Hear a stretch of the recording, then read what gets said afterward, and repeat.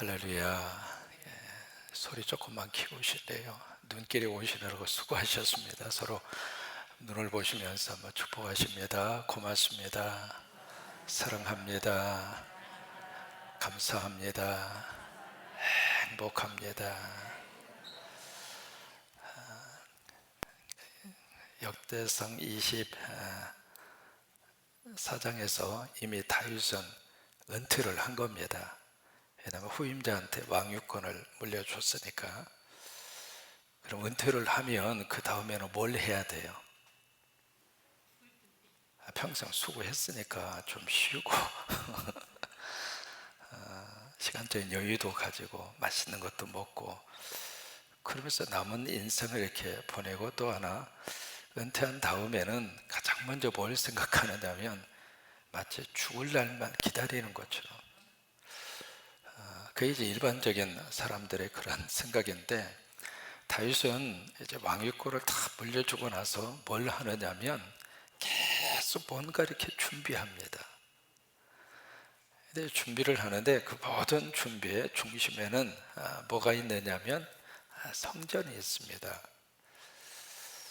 이게 성전을 중심으로 이루어지는 모든 그 일들, 그 앞으로 성전을 중심으로 뭔가 행해야 할 그런 가장 중요한 행위들, 그리고 필요한 조직들, 거기에 대해서 뭔가 다 열심히 그렇게 준비를 합니다. 질문할까요? 성전이 세워졌습니까? 아직 안 세워졌습니까? 안 세워졌습니다. 이제 성전 자체가 눈에 보이는 것도 아니거든요. 뭐 이렇게 교회당에 있는 것도 아니고요. 그냥 백지 상태입니다. 이제 그런 상태 속에 있는데 마치 성전이 지어져서 눈앞에 탁 하고 있는 것처럼 그렇게 아주 자세하게, 아주 세밀하게, 정확하게 다윗은 준비를 합니다. 그러면 이 준비는 본인을 위한 준비예요? 아니면 후대를 위한 준비예요? 후대를 위한 준비입니다. 참 이게 어떤 이제 그 세대와 세대가 이어져 가면서, 그러면서 뭔가 하나님의 놀라운 역사들이 일어나는 하나의 좋은 패턴입니다. 누군가가 씨앗을 뿌려놓아야 뿌려놓은 씨앗을 통해서 꽃을 보는 사람이 있고 열매를 따먹는 사람이 있고, 그렇죠? 여러분, 월명공원 갈 때마다 양쪽 옆에 아름드리 나무에 벚꽃 나무가 쫙 이렇게 심겨졌습니다. 제가 와서 심은 거 아닙니다. 그 아름다운 나무 누군가가 심었죠. 그래서 저게 벚꽃이 피면 그렇게 아름다워요. 그런 것처럼 이게 다윗은 자기 나름대로 성전을 중심으로 이루어지는 사역을 위해서 은퇴 후에 가만히 앉아서 시간 보내고 돌아가실 날만 기다리면서 그렇게 우울하게 산 것이 아니라 힘이 닿을 때까지, 에너지가 있을 때까지, 그래서 열심히 그렇게 이 성전을 중심으로 그렇게 준비를 하는데, 뭘 준비를 했는가? 가장 먼저 레위 사람들을 준비를 하죠. 레위 사람들 24,000명을. 그런데 이 모든 조직들이 무엇을 중심으로 이루어지는가? 24 반차를 중심으로 이루어집니다. 반차라고 하는 것은 그룹이에요. 24 그룹으로 쫙 나누어서 반차 또는 반열, 또는 영어로는 디비전이라고 하는 말을 쓰거든요. 그렇게 해서 이제 24 그룹을 중심으로 해서 체계적으로 이것이 노테이션식으로 돌아갈 수 있도록 그렇게 이제 조직을 합니다. 24라고 하는 숫자는요, 우리가 어디서 발견할 수 있느냐면 계시록에서 발견합니다. 하나님 보좌 옆에 장로를 소개할 때 24 장로 그렇게 소개를 하죠. 그러니까 24는 12 곱하기 2예요. 12라고 하는 숫자는 뭐예요? 3 곱하기 4예요. 이 숫자적인 의미가 성경에서 굉장히 중요한 의미를 가지고 있는데, 3이라고 하는 숫자는 하늘의 숫자, 땅이라고 하는 숫자, 4라고 하는 숫자는 땅의 숫자예요. 그러니까 하늘과 땅이 만나잖아요. 그래서 3과 4의 덧셈이나 곱셈으로 나오는 숫자는 다 완벽 숫자입니다. 그래서 12라고 하는 숫자를 성경은 계속 끌고 가고 싶어 합니다. 야곱이 아들을 몇 명 낳아요? 왜 꼭 12명이에요? 한 200명 낳았으면 더 좋잖아요.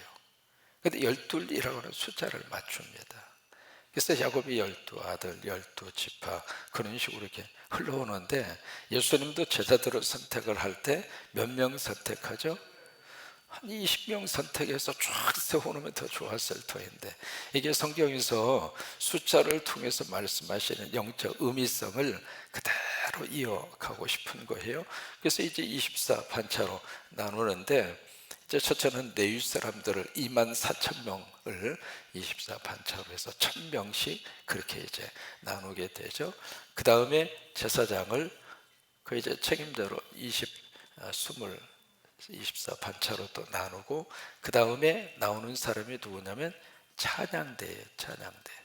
찬양대도 이제 24 반차로 그렇게 나누고, 오늘 성경은 뭘 나오느냐면 문지기입니다. 문지기가 뭐 이렇게 중요해서 문지기를 24 반차로 나누어 가지고 거기에 반장들을 지금 세우는 그 작업이거든요. 근데 문지기가 몇 명이냐면, 그 앞전에 보시면 찬양대원이 4,000명이고 문지기도 4,000명이에요. 세상에, 안에서 찬양하는 사람이 4,000명이고 밖에서 지키는 사람이 4,000명이야. 그러면 문지기가 작을까요? 많을까요? 생각보다 많잖아요. 뭐 문제가 그렇게 할 일이 많아서 이렇게 문제가 그렇게 많았을까, 그 생각이 들 정도로 안에 있는 사람이나 밖에서 사역하는 사람이나 똑같아요, 숫자가. 이게 문지기는 주로 이제 무슨 일을 했느냐면, 이제 이 성전으로 오는 통로, 그 통로의 길을 지키는 일을 주로 이제 문지기들이 많이 감당을 했고, 또 하나 문을 열고 닫는 일을 문지기들이 합니다. 또 하나 문지기들이 아주 중요하게 하는 일이 있습니다. 성전 출입하는 사람들을 체크업을 합니다. 그래서 부정한 사람이나 아니면 이방인들은 성전 출입을 못해요. 이제 그런 사람들을 가려내는 그 일을 문지기들이 그렇게 합니다. 그러면 성전의 문지기를 왜 이렇게 철통같이 그렇게 문을 지키고 그런 식으로 보호를 하고 그런 식으로 안전하도록 그렇게 문지기들을 통해서 그 일을 하게 했을까? 중요한 이유가 있습니다. 왜냐하면 이 성전은 바로 어떤 곳이냐면 거룩하게 구별된 곳이에요. 거룩한 곳. 그래서 거룩할 성자를 쓰는 거거든요. 거룩이라고 하는 것은 어떤 의미를 가지고 있느냐면 구별이라고 하는 의미를 가지고 있습니다. 내가 거룩하다고 하는 것은 똑같다는 말이 아닙니다. 구별이 됐다, 그거예요. 여러분들이 세상에서 구별되어 있잖아요. 그래서 성도라고 그런 거예요. 거룩하게 구별이 됐다. 똑같은 것인데 하나님과 관계되면 그게 구별이에요. 그래서 이 건물은 건물이지만 이 건물 속에 하나님을 위해서 이 건물을 구별해서 성전이라고 하는 말을 쓰는데, 그래서 이제 거룩하고 구별되기 때문에 그래서 이 성전 이 자체가 세상적인 것에 의해서 성전이 변절되지 않도록, 그래서 문지기들이 지키고 문지기들이 보호하고 문지기들이 안전하게 그렇게 하는 거예요. 교회는 세상 위에 세워져 있는 것이 맞아요. 저나 여러분이나 똑같이 세상에서 살아요. 그런데 여기에 딱 와서 예배하며 하나님의 사람으로 우리가 부름을 받고 천국의 백성으로 사는 사람은 이미 세상에 속했으나 세상 사람과 같이 사는 게 아니에요. 다릅니다. 구별되어져 있습니다. 이미 여러분들은 구별된 하나님의 사람들입니다. 왜요? 여러분 속에 성령님이 계시잖아요. 이미 내 안에 그리스도가 와 계시잖아요. 이미 구별되어 있다고 하는 거예요. 그런 의미에서 우리는 이 성전의 문지기를 통해서 주시는 하나님의 의미를 깊이 마음속에 묵상하고 기억해야 할 필요가 있습니다. 오늘 본문에 보시면 세 가지의 내용을 읽을 수 있습니다. 첫째로 이 문지기는 누가 했는가? 고라하고 그리고 무라리 자손이 합니다. 1절에 보시면은 1절 함께 있습니다. 고라 사람들의 문지기 반들은 이러하니라. 아삽의 가문중 고레의 아들 무셀레마라. 여기 보시면 고라가 나옵니다. 여러분, 고라 하면 기억나는 사건이 하나 있습니다. 민수기 16장입니다. 이 고라가 아론의 증손쯤 되거든요. 그러니까 고라도 레위 지파입니다. 그러니까 고라하고 그 다음에 모세하고 아론하고는 사촌지간입니다. 그럼 어렸을 때 거의 같이 자란 거예요. 같이 이제 오랜 시절을 이렇게 보내고 같이 자랐는데 세월이 흐른 다음에 이렇게 보니까 모세는 지도자로 딱 하고 앞에 서 있는 거예요. 그리고 아론은 대제사장이 돼서 모든 예배를 총괄합니다. 근데 이 고라는 이 성전에 성물을 취급하는 그 일을 감당을 하는 거예요. 어느 날 고라가 가만히 생각해 봅니다. 같은 가문, 같은 출신인데 난 뭐야? 그 생각이 드는 거예요. 그 생각이 들으니까 이 고라가 다른 지파하고 함께 작당을 해서 모세와 아론을 향하여 반기를 듭니다. 당신들이 뭔데 우리 위에 서서 우리를 지배하고 통치하려고 하느냐? 왜 당신들만 제사장이 되고 지도자가 되느냐? 그래서 이제 고라가 요즘으로 말하면 완전히 쿠데타를 일으킨 거죠. 그래서 막 데모가 일어나게 되고 거기서 이제 하나의 반대 그룹이 생기게 되고요. 그 일로 인하여 어떤 일이 발생을 했는가? 모세가 그냥 화가 나서 하나님, 내가 지금 이 자리에 있고 싶어서 있었습니까? 하나님이 세우셨어요. 내가 이 사역을 하는 거지. 교회에서 이루어지는 모든 사역에는 그 영적인 질서가 있습니다. 누가 똑똑하고 잘나서가 아니라 필요해서 하나님이 그 자리에 세우신 거예요. 인정하십니까? 우리 장로님들 하나님이 필요해서 그 자리에 하나님이 세우신 거예요. 어떤 우열을 가리기 위해서 한 것이 아니라 교회의 질서와 교회의 목회적인 사역과 그런 것들을 위해서 하나님께서 필요해서 갖다가 세우셔서 하나님이 쓰시는 거예요.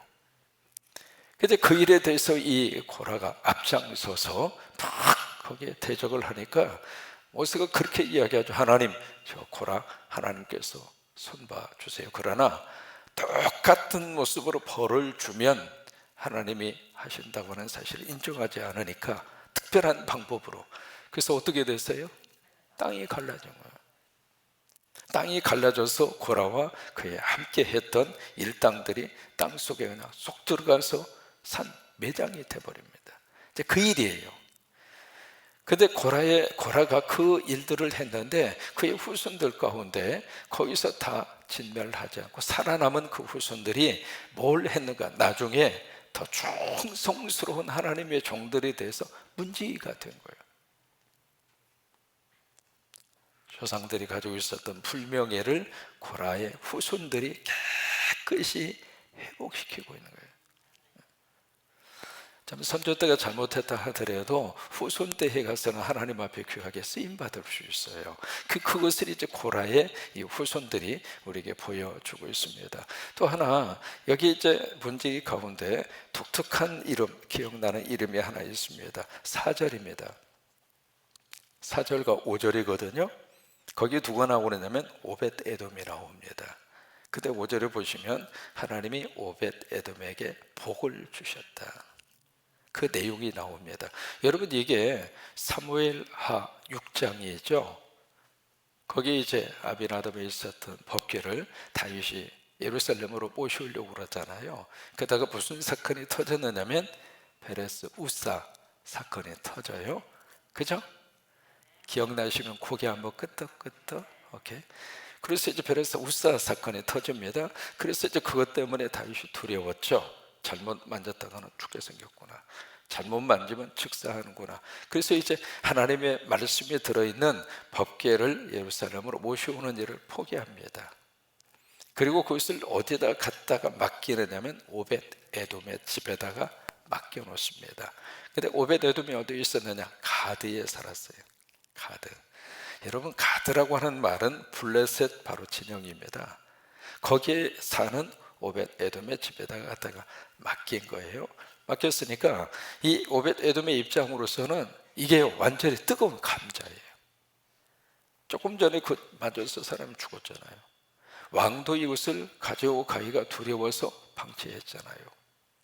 근데 그것을 이게 오벳 에돔의 집에 갖다가 딱 놓아야 되니까 이 사람의 입장으로서는 안 받을 수도 없고 받을 수도 없고 말 그대로 입장 곤란한 그런 상황이 됐잖아요. 근데 이 오벳에돔이 이 법궤를 자기 집에 딱 모시는 순간에 막 지극정성으로 법궤를 모시는 거예요.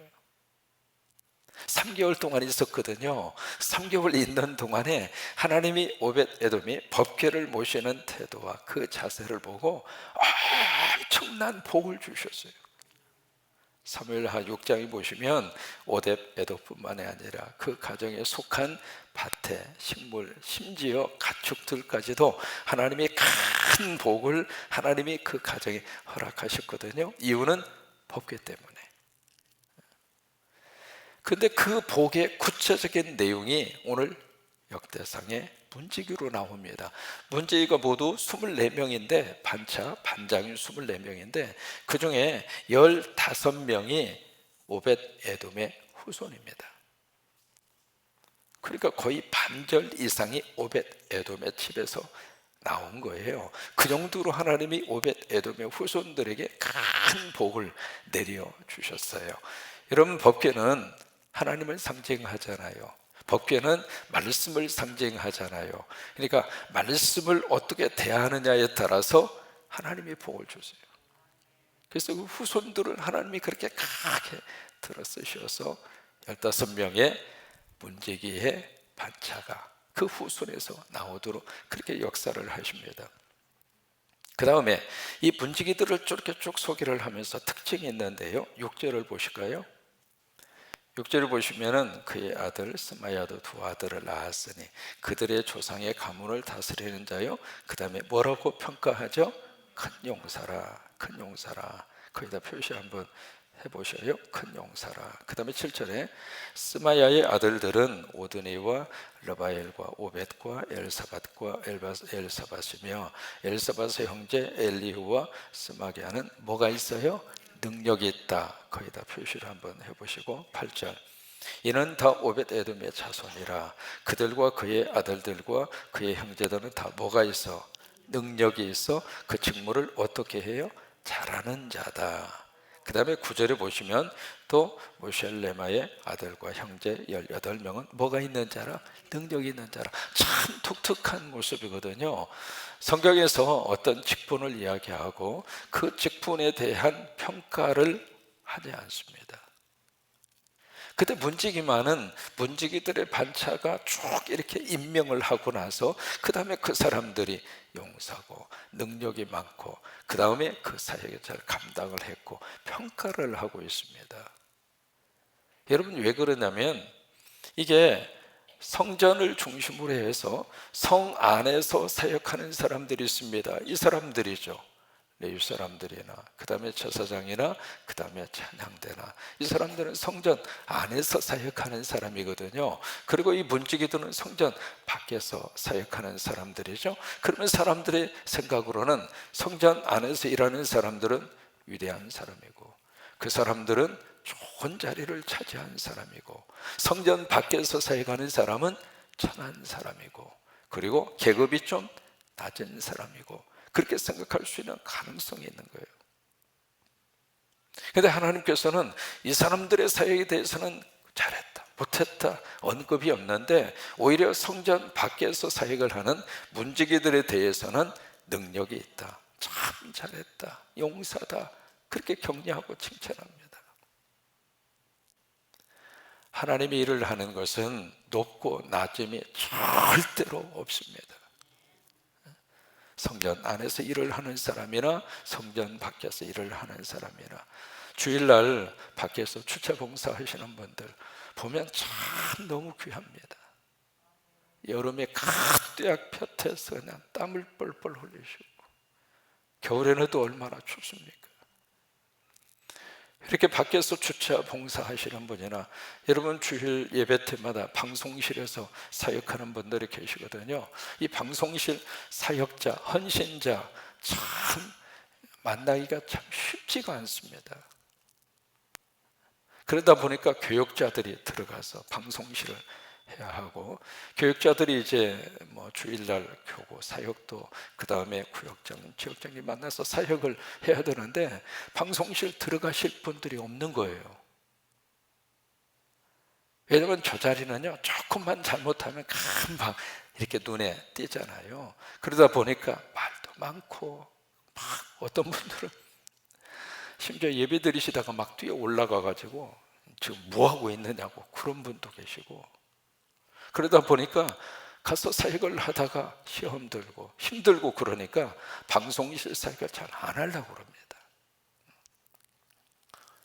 그냥 거기 가서 사역을 하시는 분이나 눈에 띄게 사역을 하는 사람이나 강대상에서 설교를 하는 목사나, 여러분 하나님이 보실 때에는 높고 낮음이 없어요. 다 똑같이 하나님을 위해서 하나님이 귀하게 들어쓰시는 거룩한 직분자들이에요. 여러분께 인정하시면 아멘. 그래요. 그래서 문지기에 대해서 이렇게 귀하게 그렇게 말씀을 하시고 그렇게 인정을 해주고 있는 거예요. 오늘 이 성전 문지기에 대해서 세 가지를 봤습니다. 첫째는 가장 중요한 쓰임 받았던 사람이 고라 자손이다. 그 과거에 있었던 그 불명예를 다 씻고 그리고 나서 하나님 앞에 쓰임 받을 수 있는 회복의 기회를 고라 자손들이 가지게 됐고, 두 번째는 이 오벳 에돔의 지배 후손들을 특별히 복을 주셨는데, 그 복을 주신 이유가 그의 선조 오벳 에돔이 법궤를 잘 모셔서. 여러분, 영적으로 법궤는 무엇을 의미하는가? 예수 그리스도입니다. 오벳 에돔은 누구인가? 여러분이에요. 내가 오벳 에돔이 돼서 법궤 되시는 예수 그리스도를 우리가 잘 모시면 우리의 후손 하나님의 축복하세요. 그게 아멘. 그래요. 복이라고 하는 것은 심어 놓아야 거두어요. 어느 날 갑자기 벼락처럼 떨어지는 것은 벼락 맞으면 정상이 아닙니다. 그러니까 돈도 벼락 맞으면 정상이 아니에요. 그러니까 그런 벼락은 안 받는 게 축복이에요. 내가 열심으로 심어서 심어놓은 것에 대한 열매와 결과로 하나님이 우리 후손들에게 복을 주시고, 그래서 법궤를 가까이 한 오벳 에돔의 후손들을 하나님이 그렇게 복을 주신 것처럼 예수 그리스도를 잘 모신 오벳 에돔에게 하나님이 복을 주세요. 그리고 문지기들의 사역이나 성전 안에서 하는 사역이나 똑같이, 그게 하나님이 보시는 사역자들을 향한 하나님의 거룩한 축복입니다. 시편 84편으로 가서 한번 보실까요? 시편 84편.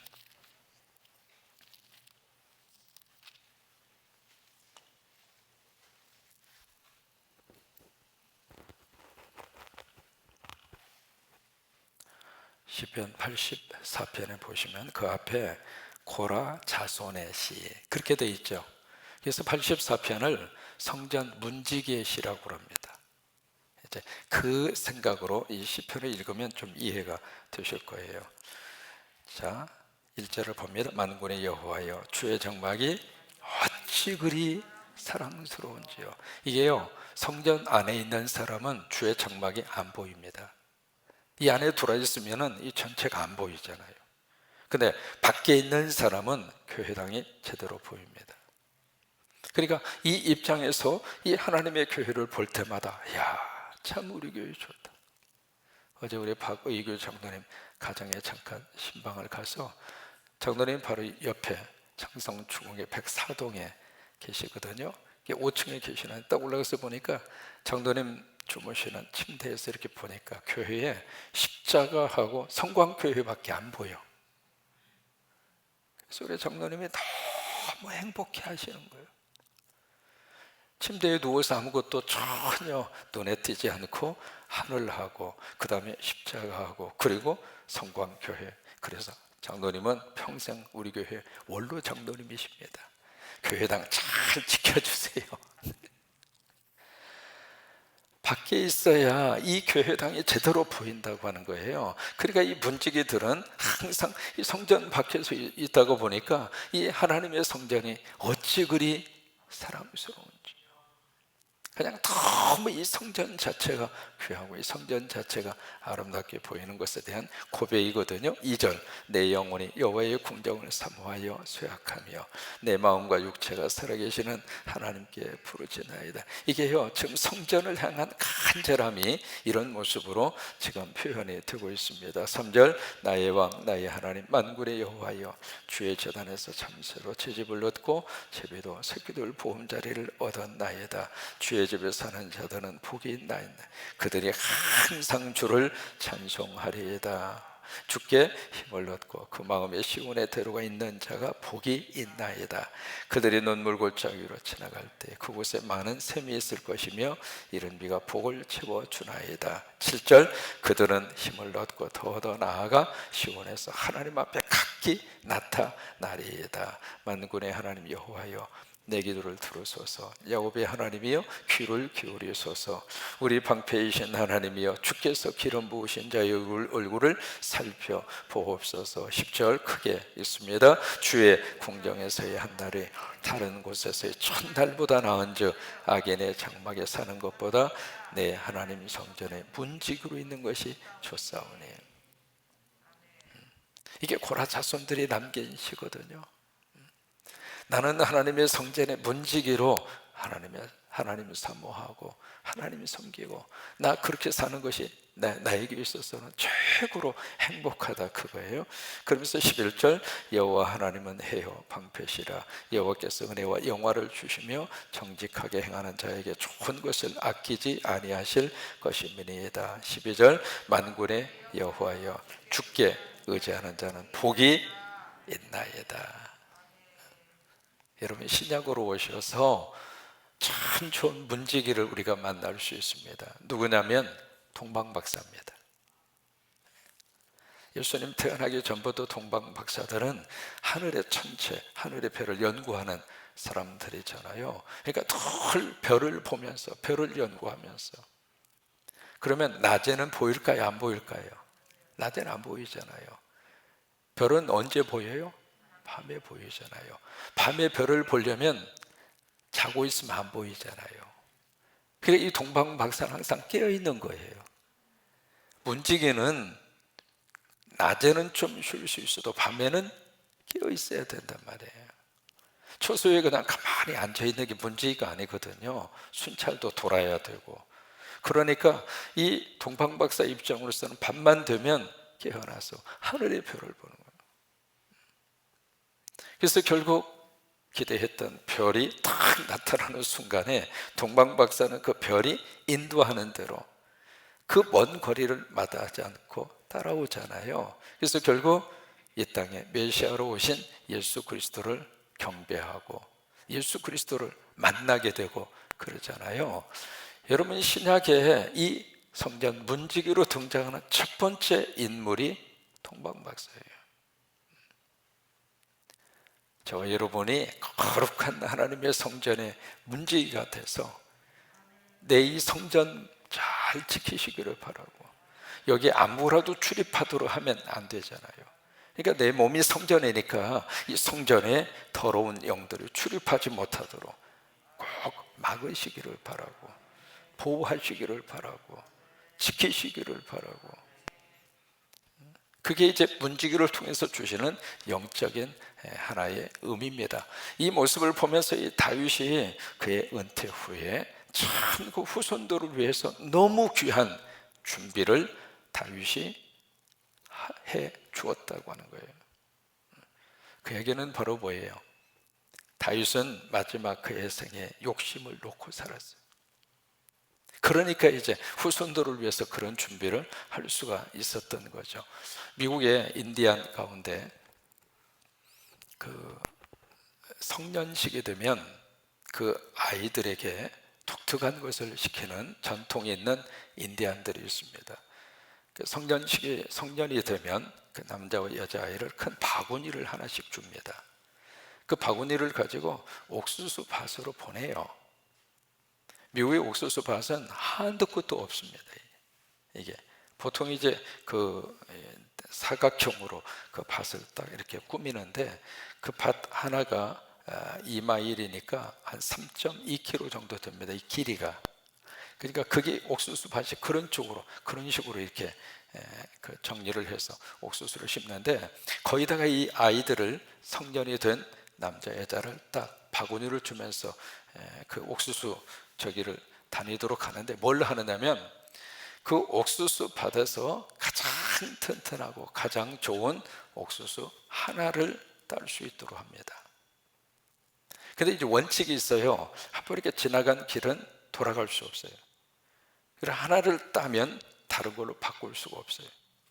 그래서 이제 그걸 하나를 따오도록 하는데, 이게 나중에 결과적으로 보면 여러분, 땄을까요? 못 땄을까요? 거의 대부분 빈 바구니로 나옵니다.